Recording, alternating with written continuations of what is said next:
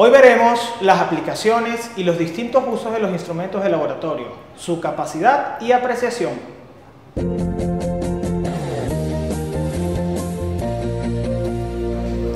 A continuación les presento los instrumentos que comúnmente se encuentran en un laboratorio de química de tercer año.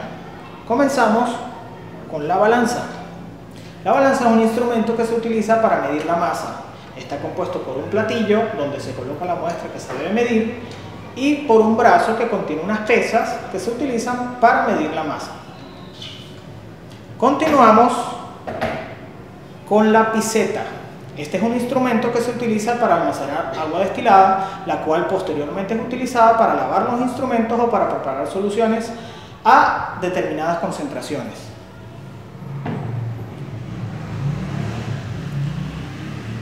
Tenemos el agitador, que funciona para disolver sólidos en líquidos o para agitar líquidos en líquidos que queramos disolver.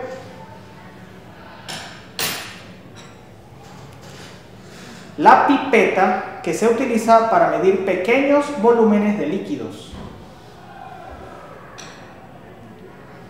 El termómetro, que es un instrumento que se utiliza para medir la temperatura.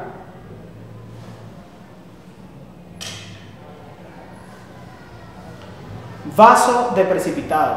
Este es un instrumento que se utiliza para medir volúmenes de líquido, para mezclar sustancias y para calentar.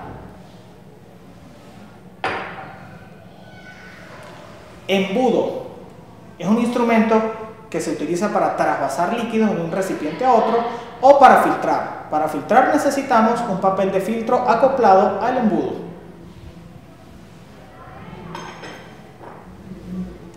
Matraz Erlenmeyer. Se utiliza para medir volúmenes de líquido y para realizar determinadas reacciones porque como la boca es más pequeña que el fondo, evita que se derrame el líquido.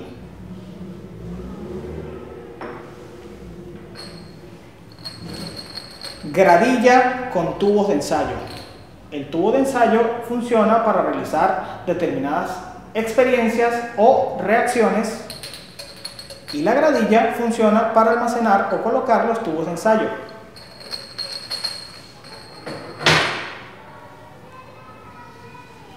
Balón o matraz aforado. Se utiliza para preparar soluciones a concentraciones exactas. Cilindro graduado. Instrumento que se utiliza para medir volúmenes, ya sea de líquidos o de sólidos irregulares.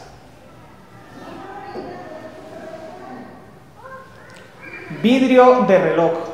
Se utiliza para colocar algunas sustancias, para desecar líquidos o para tapar los vasos de precipitado. Pera de goma. Acoplada con la pipeta, funciona para succionar líquidos y trasvasarlos a otros recipientes. Espátula de porcelana. Se utiliza para transferir sólidos en polvo de un recipiente a otro. Mortero. Se utiliza para triturar sólidos.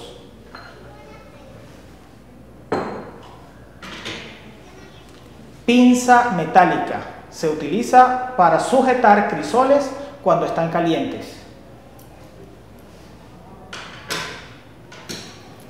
Pinza metálica para tubos de ensayo. Cuando realizamos algún experimento con tubos de ensayo, se coloca el mismo en la punta de la pinza.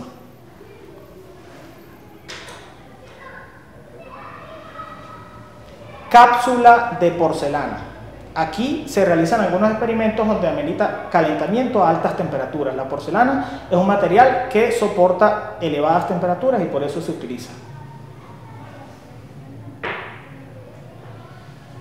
Tenemos la pinza para soporte, que se utiliza para montar algunos sistemas, ya sea de calentamiento, sea de destilación o sea de filtración.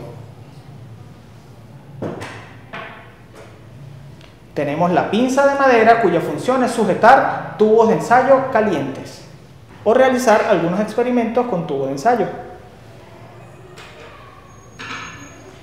Tenemos la pinza para beaker o pinza para vasos de precipitado. Como el uso principal de los vasos de precipitado es el calentamiento, entonces esta pinza se utiliza para sujetarlos cuando están calientes.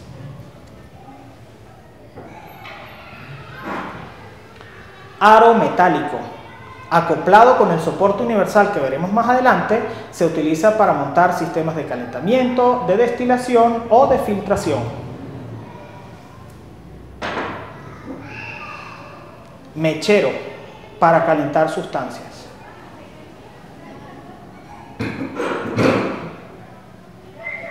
Rejilla metálica. Se acopla con el soporte universal y con el aro con nuez para colocar materiales de vidrio y ser posteriormente calentados. Y por último, el soporte universal, que es el instrumento que acoplado con el aro con nuez o con la pinza metálica y con la rejilla metálica soporta todos los sistemas.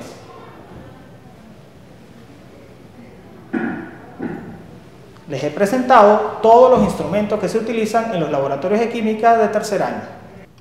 Ahora bien, de los instrumentos vistos anteriormente, todos los que se utilizan para medir tienen capacidad y apreciación. Escogimos dos de esos instrumentos para calcular su capacidad y apreciación de la siguiente manera.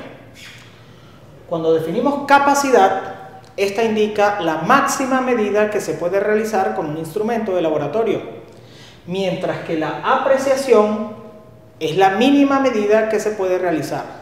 Para calcularla se utiliza la siguiente fórmula. La apreciación es igual a la lectura mayor que tiene ese instrumento menos la lectura inmediatamente menor entre el número de divisiones que hay entre esas dos lecturas. Veamos con la balanza cómo determinar su capacidad y apreciación. En la balanza tenemos tres pesas que miden la masa. La primera pesa, que es la parte de atrás, mide de 10 en 10 hasta 100. La segunda pesa, que es la del medio, mide de 100 en 100 hasta 500, es decir, que hasta ahora tenemos una medida de 600 en total. Y la pesa más pequeña mide de 1 en 1 hasta 10, es decir, que si la pesa mediana mide 100, la grande mide 500 y la pequeña mide 10, y sumamos los tres valores, me da que la capacidad de la balanza es igual a 610 gramos. Es decir, que lo máximo que puede medir este instrumento es esa cantidad. Vamos a ver cómo calcular la apreciación de la balanza. Volvemos a los brazos o unidades de medida. Para calcular la apreciación solamente utilizamos el brazo con la lectura más pequeña. La lectura mayor en este caso es 10 y la lectura inmediatamente menor es 9. Si contamos el número de divisiones que hay entre 9 y 10, vemos que hay 10 líneas que dividen los dos números. Entonces, la apreciación para la balanza sería lectura mayor, 10 gramos, menos la lectura menor, 9 gramos, entre el número de divisiones que tiene, que serían 10.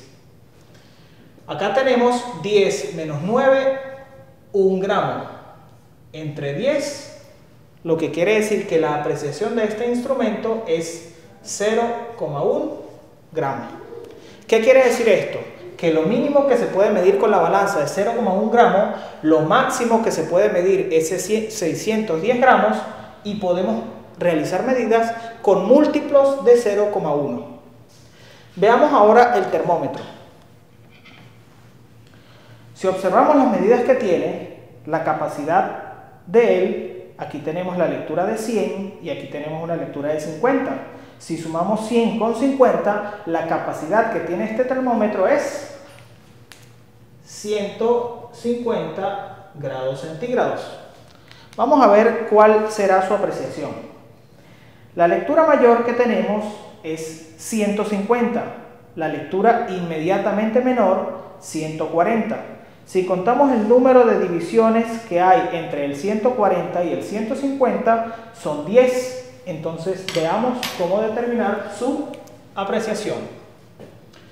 150 grados centígrados menos la lectura menor, que era 140 grados centígrados, entre el número de divisiones entre esos dos valores, que es 10. Si restamos 150 menos 140, tenemos 10 grados centígrados.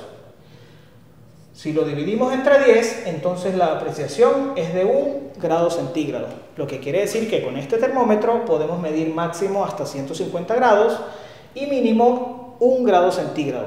Siempre las medidas son múltiplos de 1. ¿Qué aprendimos en la clase de hoy? Aprendimos el uso de los diferentes instrumentos de laboratorio de química de tercer año y a determinar su capacidad y apreciación.